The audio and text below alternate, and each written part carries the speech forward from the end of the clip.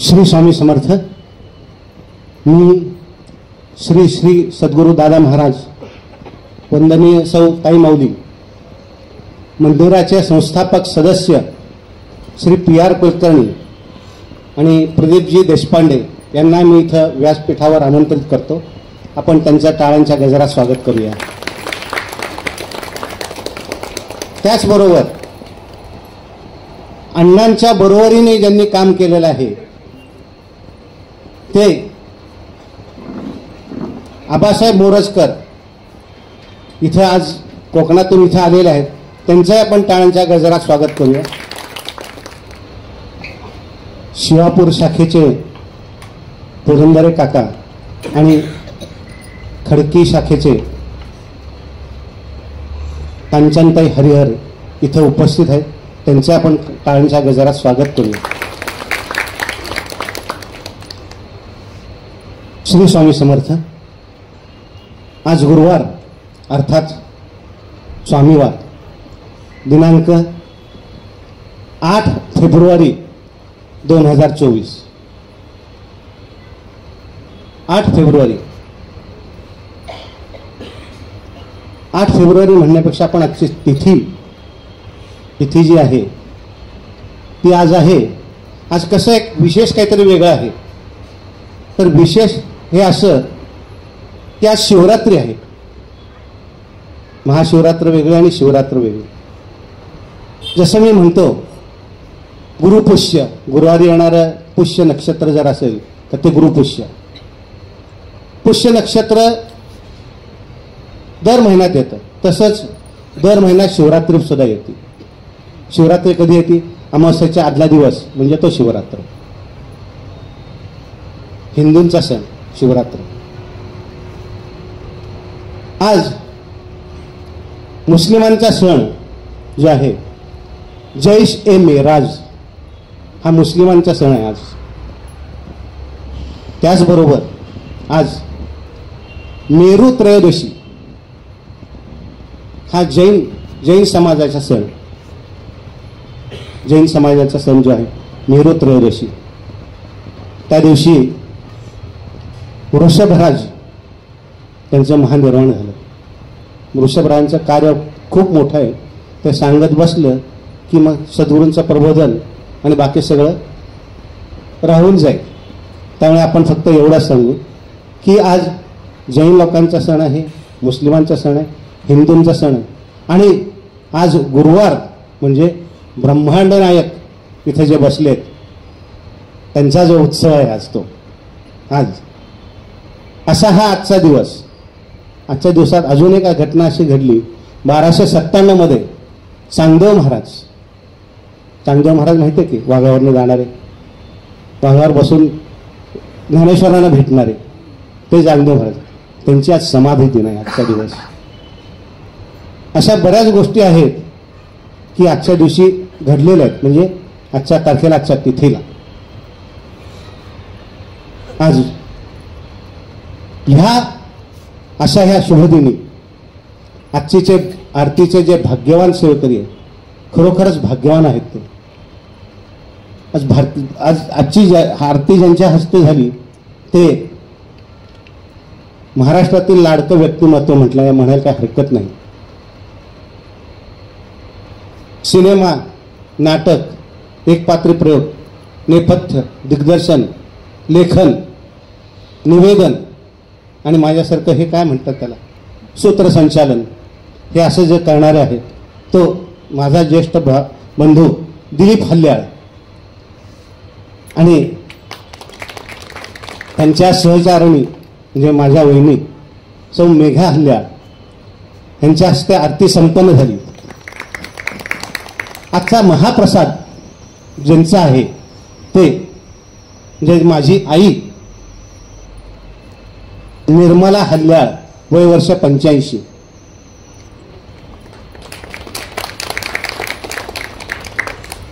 महाप्रसादाचं कारण तसंच आहे की आता सांगतो की आईचं वय वर्ष 85 आहे आणि एकांना मी कन्सल्ट केलं होतं की आता दिलीप पण इथं समोर आहे की आमच्या आईच्या डोळ्याचं मोतीबिंदाचं ऑपरेशन करायचं होतं. अगदी जवळचे डॉक्टर म्हणजे माहिती असलेले त्यांना विचारलं होतं, तर ते म्हटले या वयात ऑपरेशन होणार नाही. असं मी हे सद्गुरूंच्या कानी घातलं. सद्गुरू म्हटले नाही, तसं नाही, ऑपरेशन होईल. तुमचे ज्यांनी ऑपरेशन केलं त्यांना विचारा, तुम्ही त्यांच्याकडे जा. तुम्ही माझं ज्यांनी ऑपरेशन केलं ते डॉक्टर अमित रानडे, पेरुगेटजवळ त्यांचा दवाखाना आहे, त्यांचं हॉस्पिटल आहे. त्यांना पहिल्यांदा फोनवरनं विचारलं असं असं, मग त्यांनी बाकीची माहिती विचारलं. ते जिना चढू शकतील का एवढा हा प्रश्न त्यांनी विचारला. मी म्हटलं हो. माझी आई इथं माझ्या समोर बसलेली आहे, वय वर्ष 85. मी सारखं सांगतोय की मी राहतो 5व्या मजल्यावर, लिफ्टची भीती वाटते म्हणून जिना चढतात वरती आणि खाली उतरतात.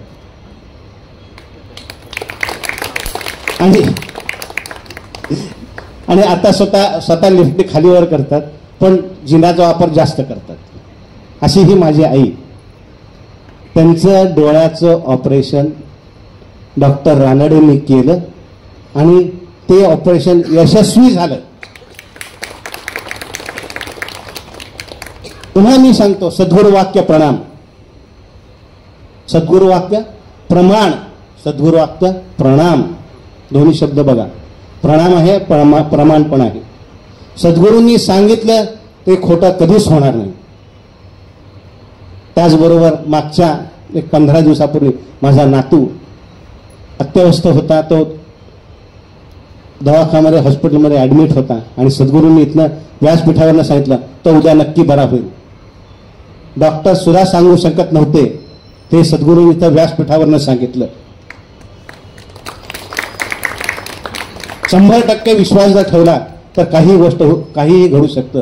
कारण इथं स्वामी बसल्यात आणि स्वामींचं ब्रीद वाक्य आहे, अशक्य ते शक्य करतील स्वामी. आणि माझा नातू दुसऱ्या दिवशी बरा झाला, खडखडीत बरा झाला. डॉक्टर सुद्धा उठू शकले. ते म्हटले चमत्कार कसा झाला.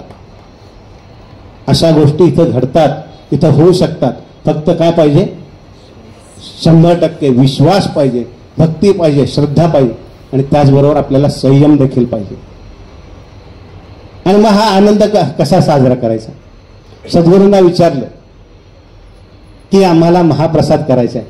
आई म्हटली, माझी आई म्हटली माझा पंतू चांगला झाला, मला दिसायला लागलं, महाप्रसाद करायचा आहे.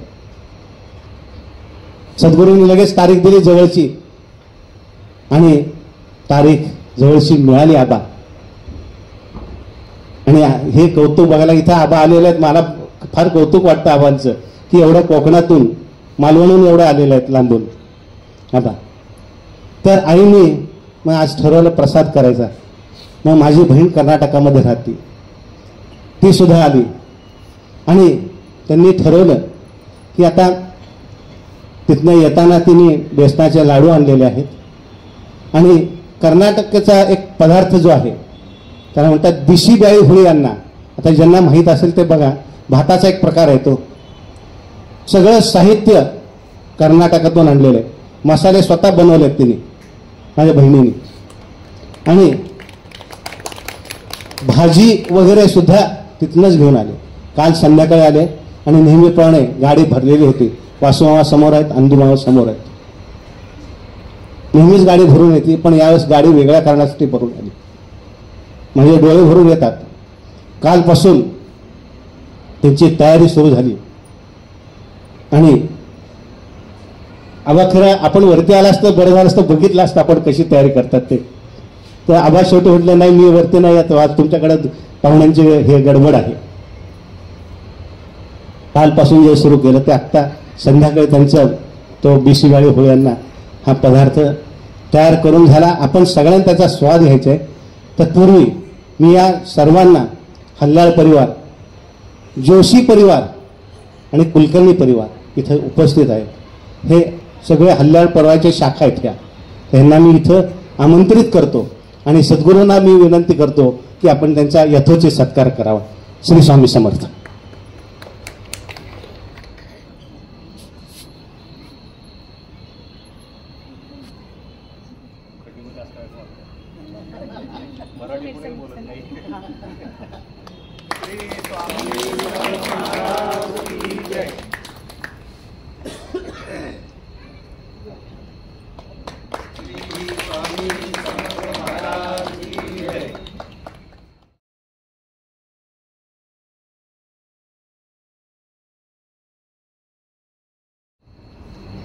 श्री स्वामी समर्थ. पुन्हा एकदा सर्व हल्लाळ परिवार आणि त्यांच्या ज्या शाखा आहेत कुलकर्णी जोशी यांचं खूप खूप अभिनंदन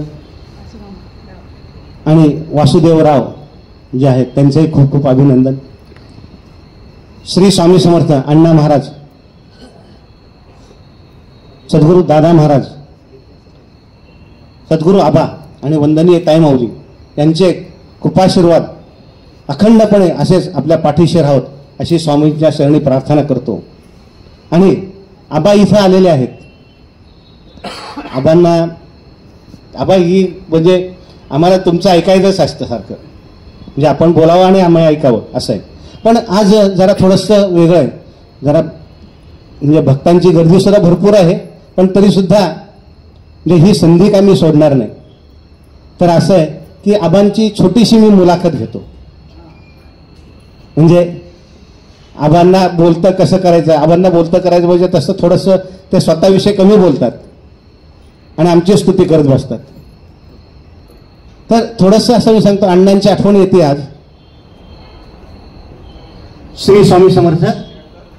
आबा श्री स्वामी समर्थ.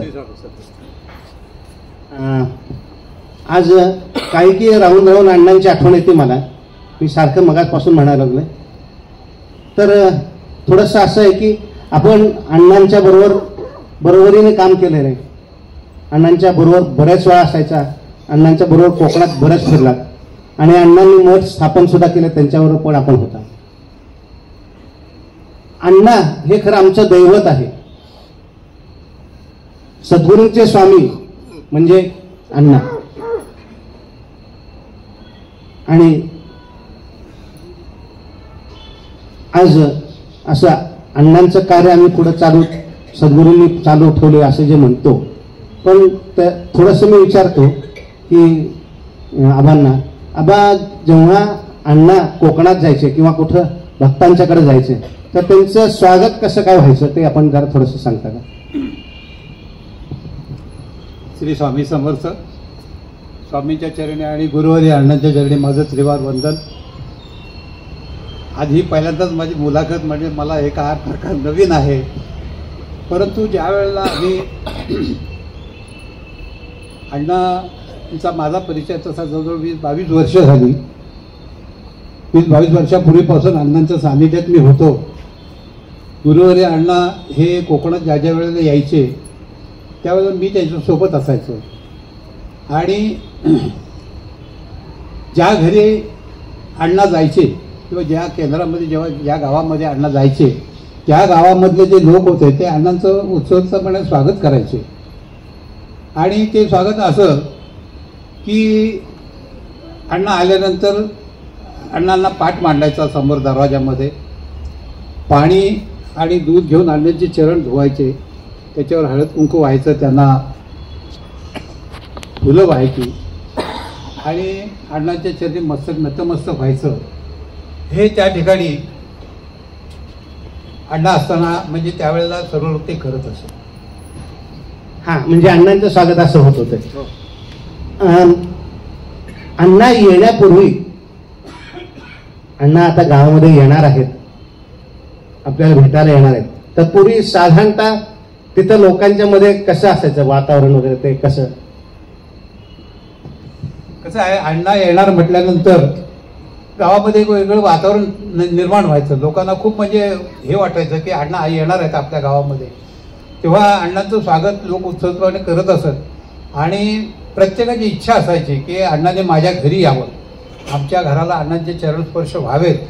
हे प्रत्येक त्या गावातल्या प्रत्येक स्वामी सेवेकऱ्याचा प्रत्येकाची इच्छा असायची. आणि त्या दृष्टीने अण्णा ज्या ज्या ठिकाणी लोक न्यायचे त्या त्या ठिकाणी अण्णा स्वतः त्यांच्या घरी जात असत. आता असं आहे की अण्णांनी 30 मठ स्थापन केले. बरोबर, 30 मठ स्थापन केले. पण हे करताना आता मठाची निवड करायची, कुठं मठ स्थापन करायचे, कसं स्थापन करायचे, हे म्हणजे साधारणतः मी सद्गुरूंची आम्ही चर्चा करताना आमचा जो विषय असायचा तो असा काहीतरी साधारणतः असायचा. पण आता आपण अण्णांच्या बरोबर असताना अण्णा साधारणतः ठिकाण कसं निवडायचे की बाबा मठ स्थापन करायचं आहे. तर ते कसं म्हणजे काय त्याच्या थोडक्यात माहिती जर आपण सांगा. कसं आहे, अण्णा त्यांच्या प्रत्येक प्रवचनामध्ये सांगायचे की स्वामींचं एक वाक्य होतं की डोंगर बोलू लागतील तेव्हा मी प्रकट होईल. तो अर्थ आपल्याला स्वामींच्या बऱ्याचशा, म्हणजे तुम्ही त्यांचं बरंचसं हे पाहिलं असेल तर आपल्याला असं आढळतं की त्यांच्या बऱ्याचशा गोष्टीचं आपल्याला चटकन आकलन होत नाही. परंतु अण्णांना ते संपूर्ण समजलं होतं. डोंगर बोलू लागतील म्हणजे प्रत्यक्ष डोंगर काय बोलणार नाही, परंतु खेडे गावातून ज्या ज्या ठिकाणी दुर्गम भाग आहे त्या दुर्गम भागामध्ये स्वामींची सेवा जर सुरू झाली, स्वामींच्या नावाचा जय जयकार त्या ठिकाणी सुरू झाला, म्हणजेच ते डोंगर बोलायला लागतील हे अण्णांनी हेरलं होतं. आणि ज्या ज्या वेळेला ते, म्हणजे त्यावेळेला संपूर्ण रायगड जिल्ह्यामध्ये आम्ही म्हणजे रोहा तालुक्यामध्ये 2च मठ होते, एक रातोड आणि उडजवण्याला. अण्णा त्या ठिकाणी यायचे, मी जायचो अण्णांच्याकडे. त्यावेळेला अण्णा मला सांगायचे की आबा आपल्याला हे सर्व वाढवायचं आहे, ह्या सर्व सेवा आपल्याला स्वामीच्या ह्याच्याप्रमाणे डोंगर बोलू लागतील त्या दृष्टीने आपल्याला ह्या सेवा सर्व ठिकाणी वाढवायच्या आहेत. तर काय करता येईल आपल्याला, तुम्ही काय कराल याच्यामध्ये. तर म्हटलं ना ठीक आहे, माझी ज्या ज्या ठिकाणी ओळख आहे त्या प्रत्येक ठिकाणी जाऊन मी त्या लोकांना स्वामी सेवेचं महत्त्व पटवून देईल आणि आपण त्या त्या ठिकाणी मठ स्थापन करायचा प्रयत्न करूया. आणि मग मी जायचो, मी आता यांच्याकडे आलो, माझे यांचे चांगले संबंध आहेत. मग त्यांना मी सांगायचो मी स्वामी सेवेकरी आहे, माझ्याकडे अण्णा येतात, अण्णा असे आहेत, त्यांचं असं असं आहे, अमुक आहे, म्हणजे सगळ्यांचं अण्णा म्हणजे जे काय असायचं ते सांगायचो. आणि मग लोकांना असं उत्सुकता वाटायची की ठीक आहे, मग आपल्या गावामध्ये सुद्धा एक मठ आपण स्वामी सेवा सुरू करूया. मग मला सांगायचं आबा ठीक आहे, आम्ही तुम्ही या तेव्हा घेऊन येता अण्णांना. मग मी म्हटलं ठीक आहे, मी अण्णांशी बोलतो आणि मग तुमच्याकडे घेऊन येईन.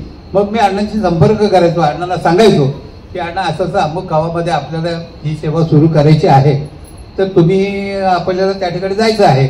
मग त्या गावामध्ये ज्या म्हणजे असं एक मारुती मंदिर असेल, श्रीकृष्ण मंदिर असेल, कोणतंही मंदिर असेल, तर त्या मंदिरामध्ये आम्ही स्वामींचा फोटो ठेवायचो. आणि त्या दिवशी अण्णांना आम्ही बोलवायचो की गुरुवार असेल, मंगळवार असेल, सोमवार असेल, म्हणजे जवळपास अण्णा आले तर त्या दिवशी त्या गावामध्ये आम्ही हा कार्यक्रम ठेवायचो. अण्णांच्या हस्ते तिथे ती प्रतिमा, स्वामींचा फोटो त्या ठिकाणी ठेवला जायचा, त्याला पुष्पहार वगैरे घालून सर्व रितसर त्याची सेवा अण्णांच्या हस्ते पूजा वगैरे करून ती केंद्र आम्ही त्या ठिकाणी ती सेवा सुरू करायचो.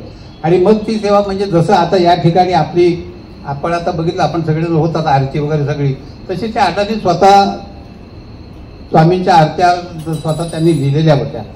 त्या या ठिकाणी नाही, आमच्या कोकणामध्ये ते अण्णांच्या सर्व सेवा त्या चालतात. तर त्या सेवा सुरू करून दिल्यानंतर अण्णा मला सांगायचे की आबा आता ह्या ठिकाणी असं मी सुद्धा आता काही सेवा मला इथं येत नाहीत, म्हणजे मी तो कागद वाचतो तेव्हाच मला ते येतात.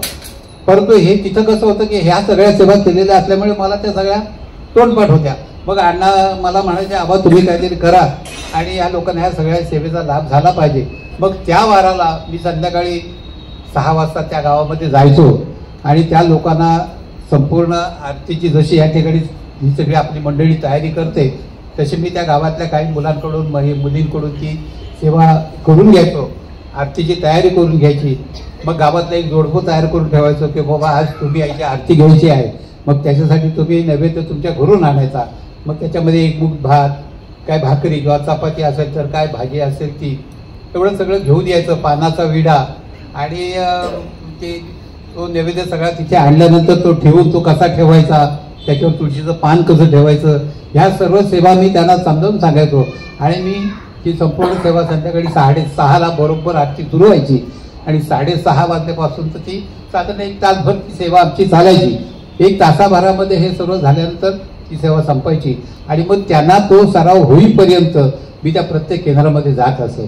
कारण अशी मग प्रत्येक ठिकाणी अण्णांनी सांगितल्याप्रमाणे जसं आता म्हणाले 30, 25, 30 ठिकाणी 30, 35 ठिकाणी जवळजवळ अण्णांनी अशी सेवा सुरू करून दिली. आणि त्या प्रत्येक गावामध्ये म्हणजे अतिशय मी आता काय त्या दिवशी आम्ही गेलो होतो परवा कोकणामध्ये, मंडळी बरोबर माझ्याबरोबर होती. काही इतकी दुर्गम भागामध्ये आहेत की आता रस्ते झालेत, गाड्या जातात तरी, पण त्यावेळेला मी बाईकवरून जायचो. माझ्यासोबत एकच माणूस असायचा आणि आम्ही ती बाईकवर जाऊन ती सेवा आम्ही त्या ठिकाणी रोज म्हणजे त्या वाराला जायचो. त्या गावामध्ये संपूर्ण आठवडाभर माझा रोज संध्याकाळी 6 ते 8, 8:30 पर्यंत मी घरी यायचो नाही. पण एक होतं तत्व माझं की मी तिथे गेलो तरी फक्त कसं आहे की ती सेवा करून द्यायची, काय तीर्थप्रसाद असेल तो घ्यायचा आणि मी माझ्या घरी यायचो, मी तिथे थांबत नसे. ती अशा प्रकारे त्या ठिकाणी सेवा सुरू व्हायची. वा, कांचनताई हरिहर, काय आठवतंय काय? म्हणजे आपला मठ सुरू केला, आपण मंदिर चालू केलं, असंच होतं दादा? ह्या सगळ्या क्रिया झाल्या ना तिथे? शिवापूर, पुरंदरे काका, असंच झालं ना? ह्याच धर्तीवर जे पंढरपूर, शिवापूर आणि खडकी इथली केंद्र आमची सुरू झालेली आहेत, असंच पद्धतीने चालेल. आता एक शेवटचा आणि छोटासा प्रश्न विचारतो. जो प्रश्न तो सगळ्यांच्या हृदयाला हात घालणार आहे. अण्णा हे दैवी होते, अण्णांच्या अंगात दैवी शक्ती होती, त्यांना सिद्धी प्राप्त होती, ते लोकांच्या अडीअडचणी सोडवायच्या, लोकांच्या मदतीला धावून जायचे.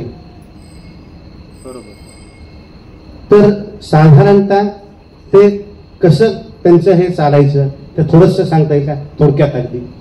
म्हणजे समस्या निवारण किंवा कसं काय हे असायचं?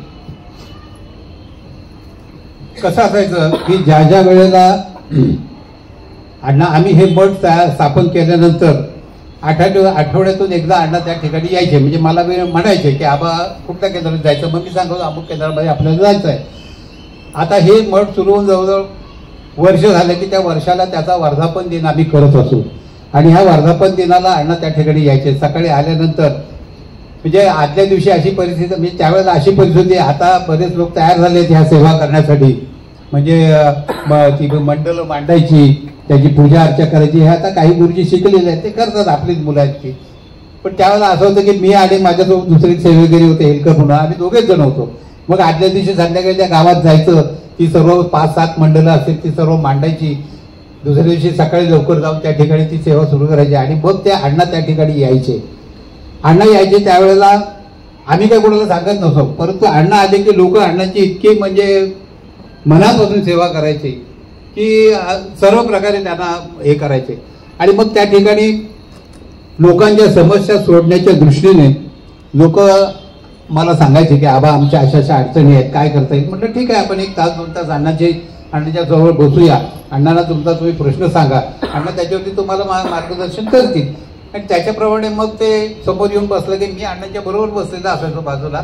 त्याने प्रश्न विचारला की अण्णा मग त्याला सांगायचे असं आहे तसं आहे. मग मला अण्णा सांगायचे की ह्या प्रश्नावरती ह्याला असं असं उत्तर द्यायचं आहे आपल्याला, मग हा कागद घ्या, याच्यावरती त्यांना तुम्ही मी सांगतो तेवढं ते फक्त. म्हणजे आणि अण्णांच्या प्रश्नोत्तराच्या वह्या होत्या प्रत्येकाच्या, म्हणजे वैवाहिक विवाह जमत नाही, संतती होत नाही, व्यवसायामध्ये अडचणी येतात, नोकरी लागत नाही, अनेक प्रश्न असतात प्रत्येकाचे. त्या प्रत्येक प्रश्नाला तो प्रत्येक आला की अण्णा मला सांगायचे आबा ह्या वहीमध्ये ह्या पानावर अमुक आहे, हा कार्यक्रम त्यांना तुम्ही द्या. मग आम्ही त्यांना तो कार्यक्रम लिहून द्यायचो आणि त्याला त्याची प्रचिती यायची. हे अण्णांचं त्या ठिकाणी मोठं हे होतं. आणि प्रत्येक कुठलीही समस्या अण्णा स्वतःहून सांगायचे की बा ठीक आहे. म्हणजे जसं त्यांना 2 मिनिटं डोळे मिटले की अण्णांना ते सगळं समोरचं दिसायचं. आता मी तर काही बरेच प्रश्न म्हणजे मी अनुभवलेले असे आहेत की आता काल दादा माझ्याबरोबर, आम्ही दादा महाराजांच्या बरोबर आम्ही आमच्या कोकणामध्ये गेलो होतो, तिथे दादा 2 ठिकाणी बसले होते, त्या ठिकाणी असे विषय निघाले होते. परंतु सांगायचं असं की अण्णा डोळे मिटल्यानंतर लगेच डोळे उडून सांगायचे असं नाही असं आहे, तुमचं असं नाही असं आहे. आणि ते तंतोतंत खरं असायचं, तो माणूस कबूल करायचा, हो हे बरोबर आहे, अशा प्रकारे चालायचं. श्री स्वामी समर्थ. आबा खूप खूप धन्यवाद. श्री स्वामी समर्थ. आता मी बऱ्याच जणांना आपल्या इथं माझ्या समोर बसलेले आहेत, सद्गुरूंना आपण भेटायला आलात आपल्या समस्या घेऊन, तर माझ्या समोर आता इथं बनवताही आहे. काही अण्णांच्या मध्ये आणि दादांच्या मध्ये काय साम्य वाटतं का? प्रश्न विचारताना आणि दादा डोळे मिटतात, डोळे बंद करतात आणि डोळे उघडल्यानंतर लगेच उत्तर सांगतात, असं जाणवतंय ना? श्री स्वामी समर्थ. मी आता इथं आपल्या मठामध्ये एक गेली 2-3 वर्ष त्यांची अखंड सेवा चालू आहे आणि सद्गुरूंच्या संपर्कात जे आहेत, तर इथं मी पोरे साहेबांना मी इथे आमंत्रित करतो. पोरे साहेब, आपण जरा इथे यावं. श्री स्वामी समर्थ. श्री स्वामी समर्थ. आपली जरा ओळख सांगा. माझं नाव सुनील पोरे. मी जवळपास 1990 पासून स्वामी सेवेमध्ये आहे. त्याच्यानंतर मी हलजा साहेबांबरोबर 1997 पासून सोबत आहोत आम्ही. आणि त्याने इथं घर घेतलं 2016 मध्ये मठा शेजारी. आणि आम्हाला खूप आनंद झाला. आम्ही सहज इकडे नजर टाकली तर स्वामींचं मंदिर दिसलं. आम्ही म्हणलं हे जागा सोडायची गरजच नाही, इथून आता 100% आपण इथेच थांबूया. मग आम्ही तेव्हापासून जवळपास सेवेत आहोतच इथे. मग या ठिकाणी जो काय अनुभव येतो तो आपल्या सगळ्यांना येतच असतो. श्री स्वामी समर्थ. आता असं आहे की मी जे प्रश्न आबांना विचारले तेच प्रश्न पोरे साहेबांना विचारणार आहे. पण तत्पूर्वी असं की मी माझं स्वतःचं सांगतो की अण्णांच्या सहवास आम्हाला फार काय मिळाला नाही, जास्त काळ काय मिळाला नाही. पण अण्णांच्या म्हणजे हे अण्णा ओळखत होते की हे दादांच्या बरोबर असतात, हे एवढी फक्त ओळख होती. सद्गुरूंची ओळख, अण्णांची ओळख कशी झाली, अण्णांशी सद्गुरूंची ओळख कशी झाली हे सद्गुरूंनी बऱ्याच वेळा सांगितलेलं आहे. पण तरी सुद्धा मी छोटासा प्रश्न सद्गुरूंनाच विचारतो. एक प्रश्न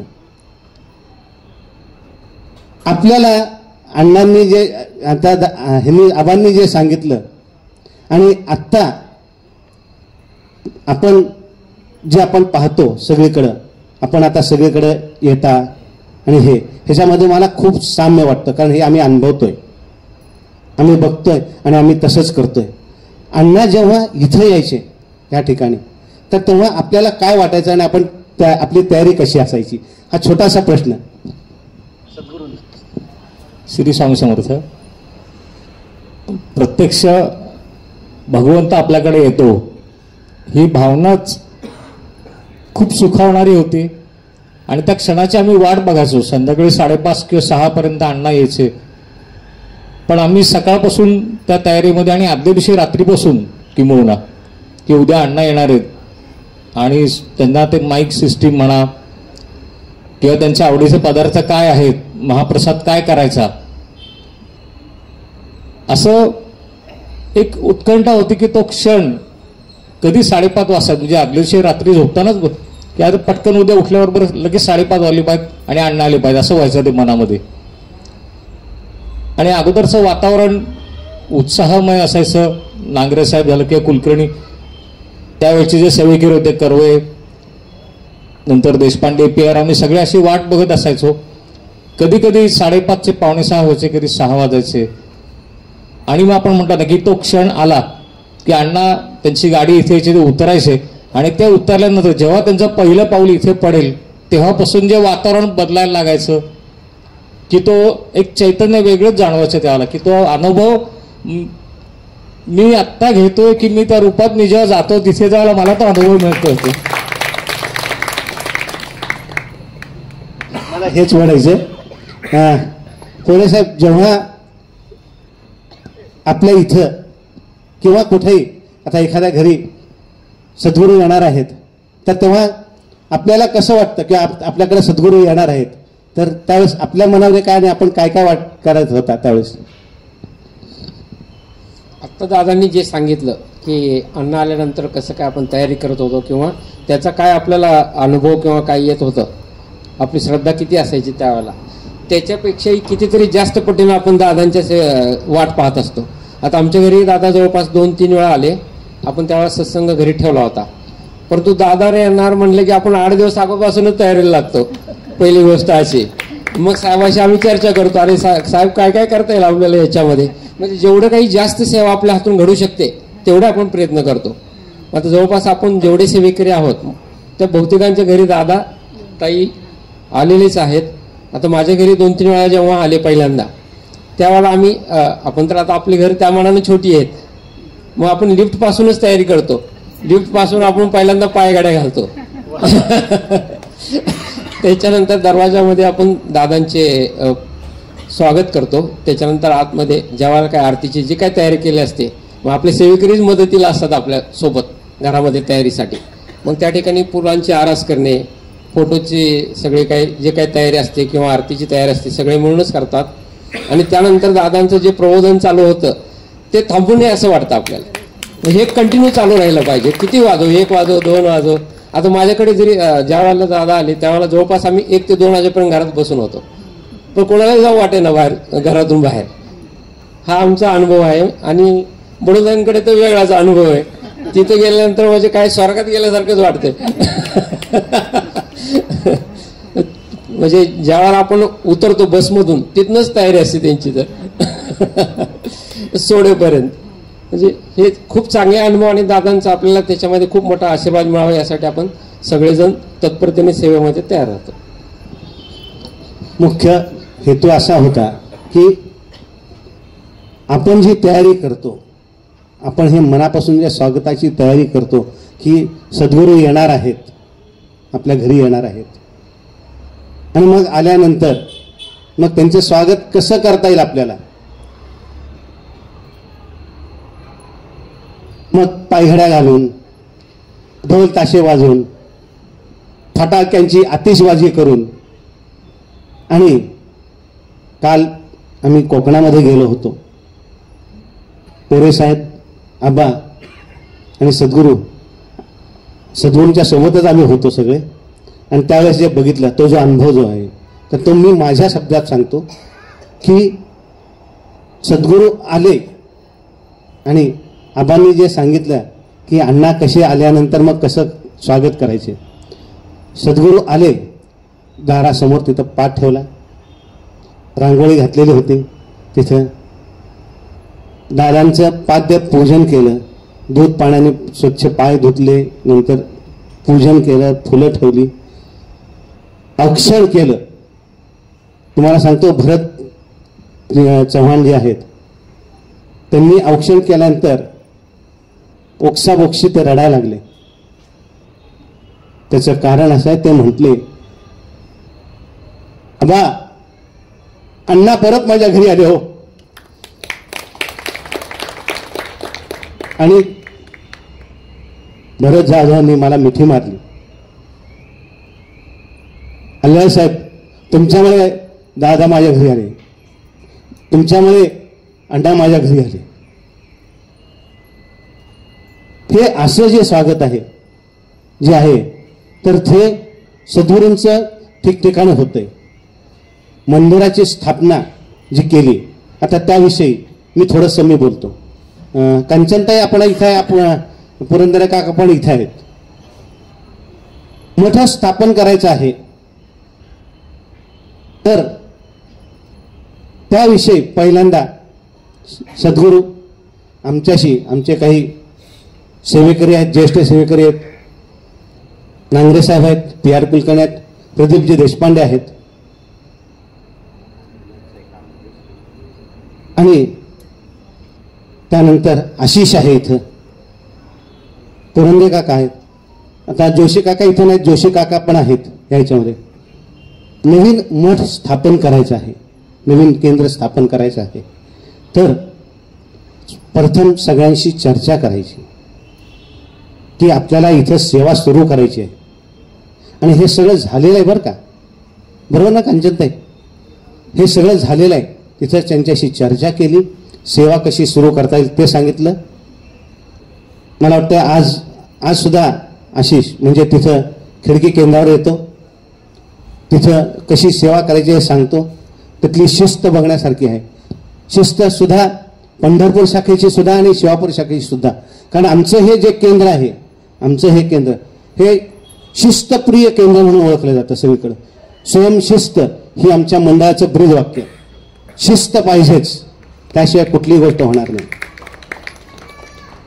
अशाच प्रकारे ज्या प्रकारे अण्णांनी मठ स्थापन केले त्या प्रकारे या ठिकाणी हे आमचे 3 मठ स्थापन झाले. आणि तशी सेवा चालू आहे तिथे की आरती कशी करायची, कसं काय करायचं, जप कसा करायचा, कुठली सेवा कधी करायची आणि वर्षभरात कुठले कार्यक्रम करायचे हे सुद्धा सद्गुरू दादा महाराज आणि ताई माऊलींचा ह्याच्यामध्ये कार्यक्रम ठरवण्याला खूप मोठा हात आहे. प्रत्येक कार्यक्रम कसा झाला पाहिजे हे त्यांच्या बोलण्यावरून कळतं की कार्यक्रम कसा झाला पाहिजे. त्यांच्या बोलण्यामध्ये खूप शिस्त आहे, स्वतः ते स्वतः शिस्तीत आहेत आणि बोलण्यामध्ये तशी शिस्त सगळीकडे असावी हा त्यांचा आग्रह आहे. तर ताईमौलीसाठी सुद्धा टाळ्या झाल्याच पाहिजे.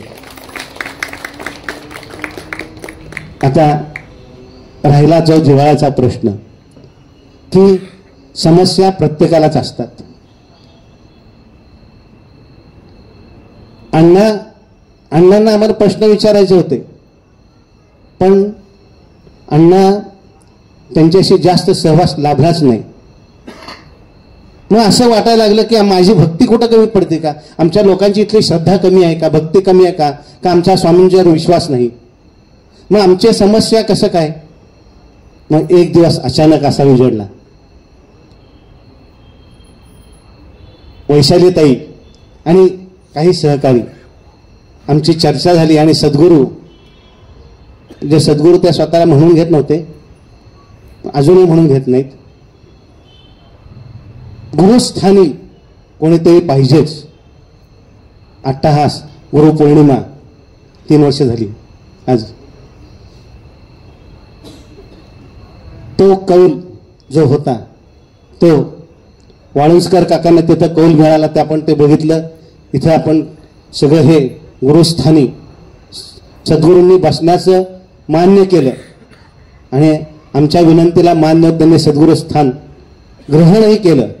त्यावेळेस दिवे गेले होते इथं, आपल्याला आठवत असेल तो प्रसंग, सगळ्यांना आठवत असेल. ताईमौली पाऊस पडत होता, त्या पावसामध्ये आत्ता 86 वर्षाचे जे आहेत वाळुंजकर काका इथं नारळ आणि शाल घेऊन आले होते.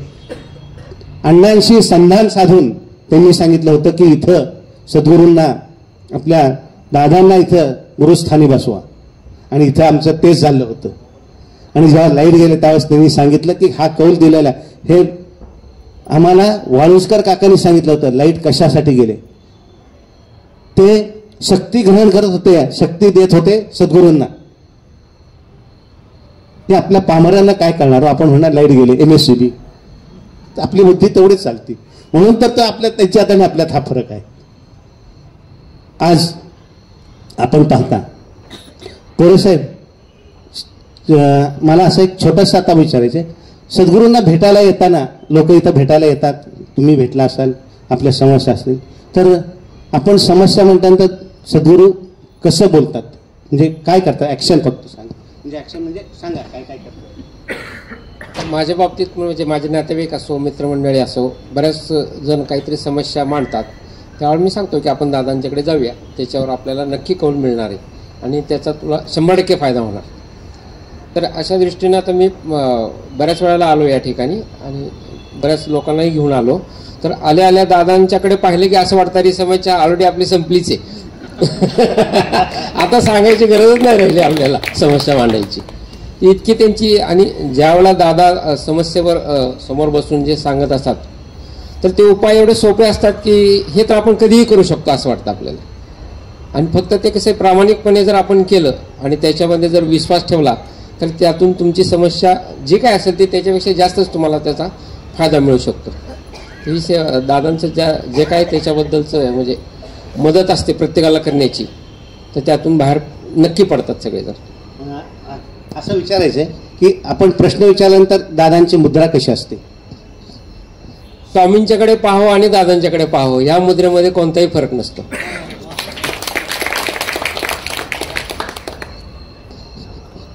हा सगळ्यांचा अनुभव आहे.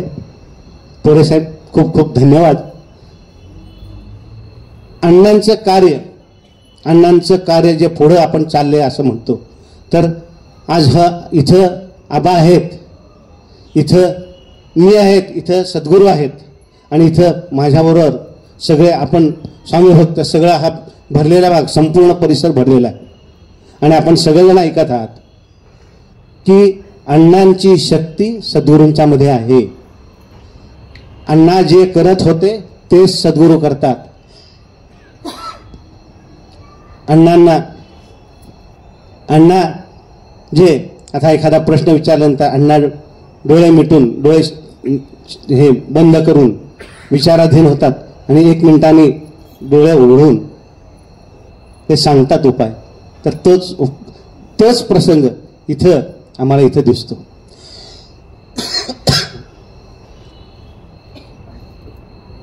आबा, आपण पोरे साहेब आणि आम्ही सगळेजण आता हे जे पाहतोय, हे जे अनुभवतोय, आपण अण्णांना बघितलं, अण्णांच्या बरोबर होतात, 40 वर्ष त्यांच्या बरोबर होतात. आम्ही भाग्यवान आहोत, आम्ही खूप भाग्यवान आहोत की अण्णांचं कार्य जे होतं ते आज आम्हाला पाहायला मिळतंय इथं. आणि तीच सेवा, अण्णांची सेवा ही इथं चालू आहे आणि ही अशीच पुढं सतत चालू राहावी. आणि जसे अण्णांचे कृपाशीर्वाद सद्गुरूंवर आहेत तसेच सद्गुरूंचे कृपाशीर्वाद आम्हा सगळ्यांवर राहावेत, अशी ही मी आपल्या सर्वांच्या तर्फे श्री स्वामींच्या चरणी नम्रपणे प्रार्थना करतो.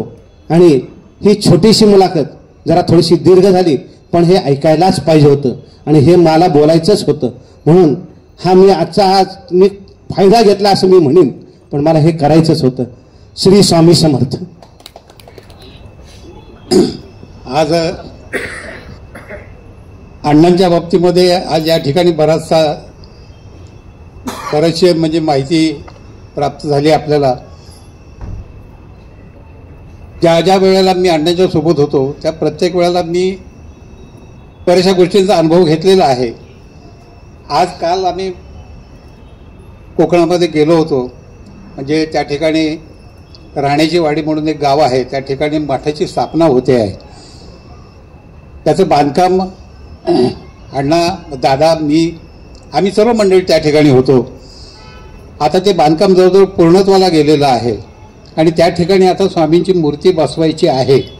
दादांच्याच ह्याने आम्ही ही जी मूर्ती आपल्याकडे जी मूर्ती बसवलेली आहे ती दंजीरकर आहेत, त्यांच्याकडे आम्ही गेलो, मुरुडला गेलो होतो. ती मूर्ती आम्ही पाहिली. त्या मूर्तीमध्ये काही थोड्याशा त्रुटी होत्या, त्या दोन्ही मंडळींनी त्यांना समजावून सांगितल्या आणि त्या सर्व पूर्ण झालेल्या आहेत.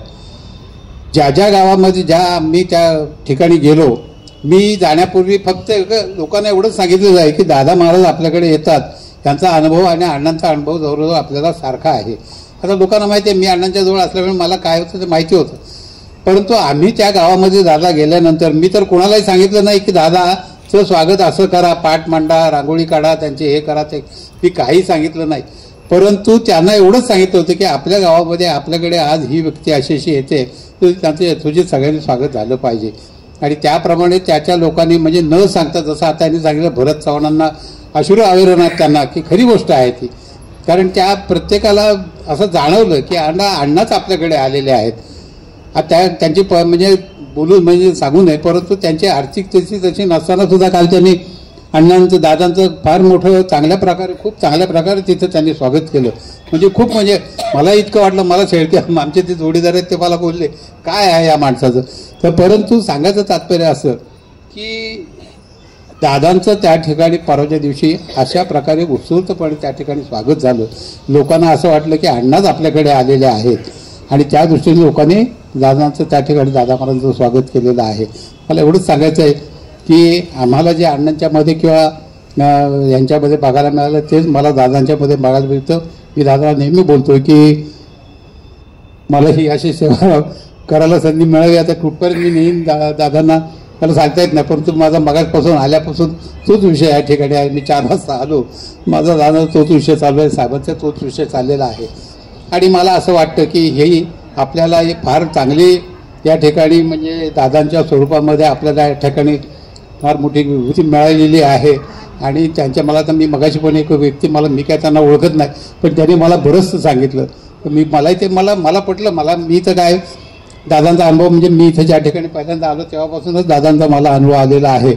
परंतु सांगायचं आतापर्यंत की या ठिकाणी तुम्हाला ही अतिशय म्हणजे जसं आम्हाला अण्णा होते तसे या ठिकाणी तुम्हाला दादा महाराज आहेत आणि त्याचा तुम्ही याचा जरूर साहेबांचा त्यांच्या सेवेचा लाभ घ्यावा. स्वामी श्री स्वामी समर्थ महाराज की जय. आपण पाहिलं पंढरपूरचा वर्धापन दिन, म्हणजे आपण जो म्हणा वर्धापन दिन कसा साजरा होतो आपण सगळ्यांनी व्हिडिओ पाहिला. आम्ही काही जणांना एक साधारणतः 30-35 सेवेकरी होतो, त्यांनी तिथं प्रत्यक्ष पंढरपुरात जाऊन तो अनुभव घेतला. आम्ही तिथं अनुभव घेतला म्हणण्यापेक्षा अनुभव जो होता तो सोहळा अनुभवला आम्ही तिथला. साधारणतः 5.5 तास चाललेला तो सोहळा. त्यांचं स्वागत कसं झालं म्हणजे आम्ही जे 1 वाजता तिथं गेलो, 1 वाजल्यापासून रात्री 11 वाजेपर्यंत काय बाडदास्त ठेवली होती. आल्यानंतरचे स्वागत ते आम्ही जास्तपर्यंत आमचा निरोप घेण्यापर्यंतची जो अनुभव आहे तो सोहळा तो खरोखर अनुभवण्यासारखा होता. आणि असेच आमचे कार्यक्रम होतात तिथं आणि असेच कार्यक्रम ह्या पुढं होत राहतील यात तिळमात्र शंका नाही. श्री स्वामी समर्थ. आता श्री सद्गुरूंचं प्रबोधन, अमृतवाणीतील प्रबोधन. श्री स्वामी समर्थ. श्री स्वामी समर्थ. सुरुवातीला जसं आपण मागील 2 गुरुवार करत आहोत सामुदायिक जप घ्यायचा आहे. मी म्हणतो माझ्याबरोबर सगळ्यांनी आपण तो म्हणावा. इच्छित दाता सकल कार्य सिद्ध करता सकल दुःख हरता श्री स्वामी समर्थ नमो नमः स्वाहा. इच्छित दाता सकल कार्य सिद्ध करता सकल दुःख हरता श्री स्वामी समर्थ नमो नमः स्वाहा. इच्छित दाता सकल कार्य सिद्ध करता सकल दुःख हरता श्री स्वामी समर्थ नमो नमः स्वाहा. इच्छित दाता सकल कार्य सिद्ध करता सकल दुःख हरता श्री स्वामी समर्थ नमो नमः स्वाहा. इच्छित दाता सकल कार्य सिद्ध करता सकल दुःख हरता श्री स्वामी समर्थ नमो नमः स्वाहा. इच्छित दाता सकल कार्य सिद्ध करता सकल दुःख हरता श्री स्वामी समर्थ नमो नमः स्वाहा.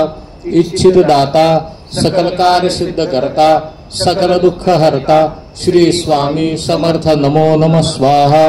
इच्छित दाता सकल कार्य सिद्ध करता सकल दुःख हरता श्री स्वामी समर्थ नमो नमः स्वाहा. इच्छित दाता सकल कार्य सिद्ध करता सकल दुःख हरता श्री स्वामी समर्थ नमो नमः स्वाहा. इच्छित दाता सकल कार्य सिद्ध करता सकल दुःख हरता श्री स्वामी समर्थ नमो नमः स्वाहा. इच्छित दाता सकल कार्य सिद्ध करता सकल दुःख हरता श्री स्वामी समर्थ नमो नमः स्वाहा. इच्छित दाता सकल कार्य सिद्ध करता सकल दुःख हरता श्री स्वामी समर्थ नमो नमः स्वाहा. इच्छित दाता सकल कार्य सिद्ध करता सकल दुःख हरता श्री स्वामी समर्थ नमो नमः स्वाहा. इच्छित दाता सकल कार्य सिद्ध करता सकल दुःख हरता श्री स्वामी समर्थ नमो नमः स्वाहा. इच्छित दाता सकल कार्य सिद्ध करता सकल दुःख हरता श्री स्वामी समर्थ नमो नमः स्वाहा.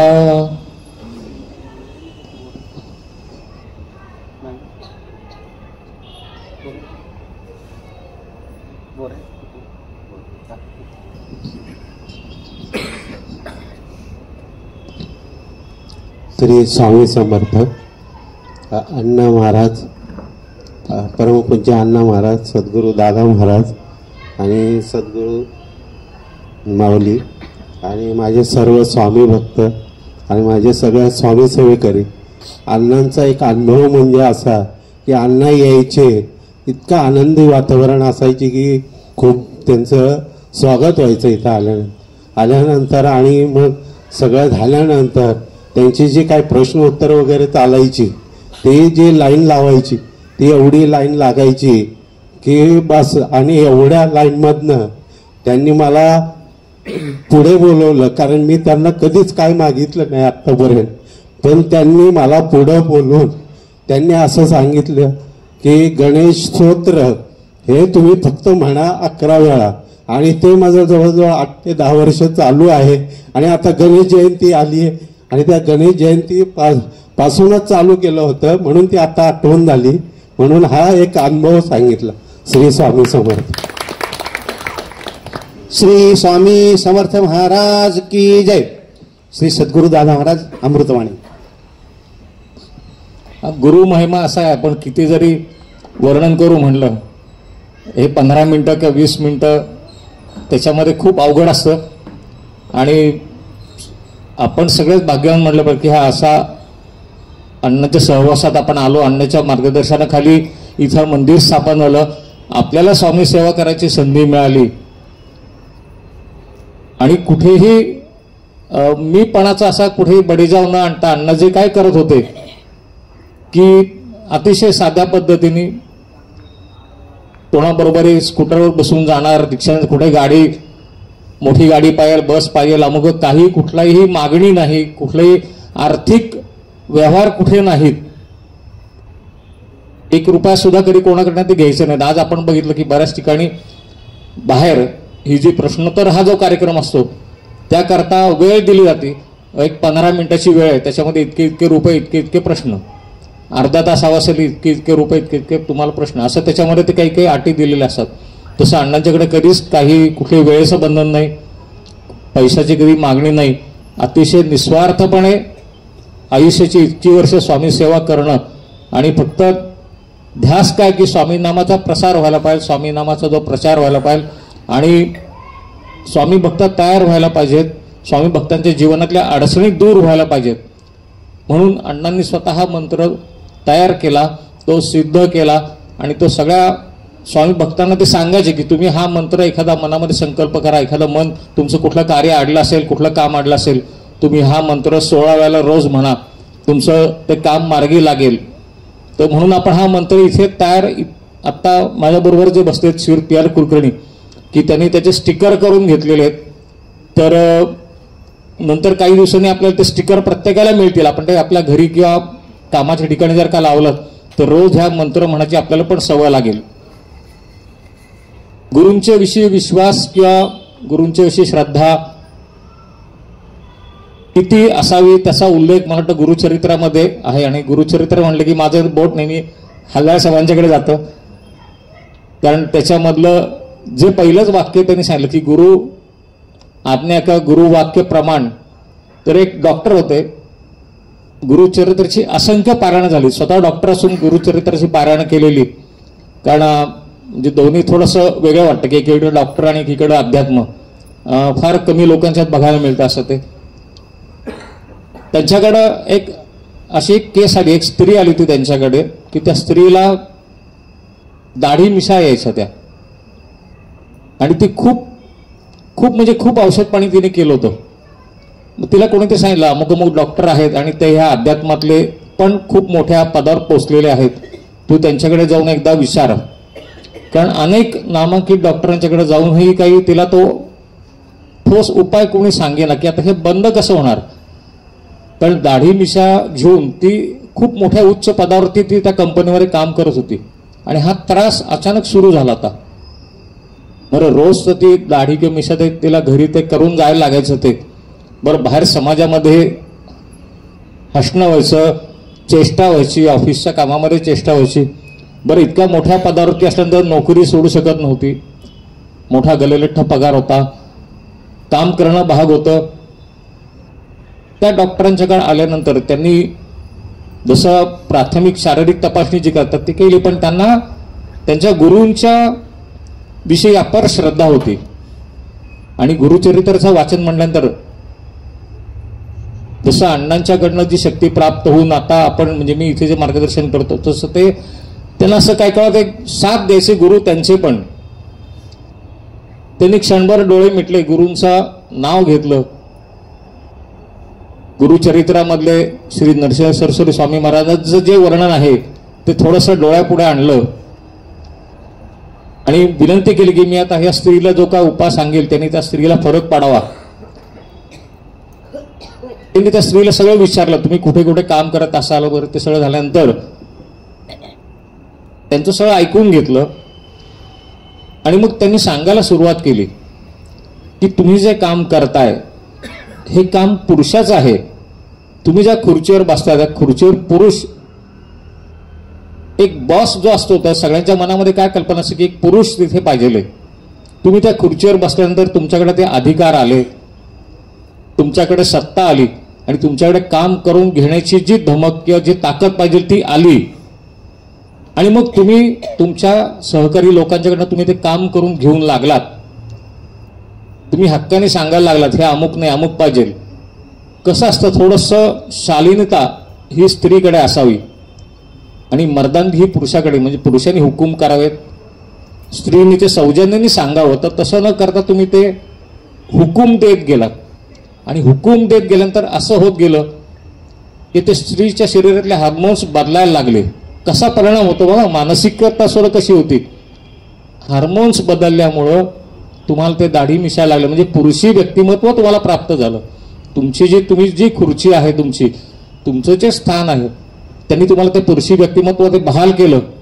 आणि तुमची मानसिकता अशी की मी जे सांगीन ते, मी आय एम द बॉस जसं म्हटलं, की मी जे सांगीन तसं व्हायला पाहिजे, ते घडायला पाहिजे. तुम्ही त्याच्यासमोर तुमचे जे सहकारी होते ते पुरुष होते, काही महिला होत्या, पण तुम्ही पुरुष सेवेकरांच्या बरोबर सुद्धा जो पुरुष बॉस जसा वागतो तसं तुम्ही तिथे वागत गेलात. आणि ही मनातली जी एक भावना आहे ती तुमचं शारीरिक जे आतले हार्मोन्स बदला ती कारणीभूत झालेली होती.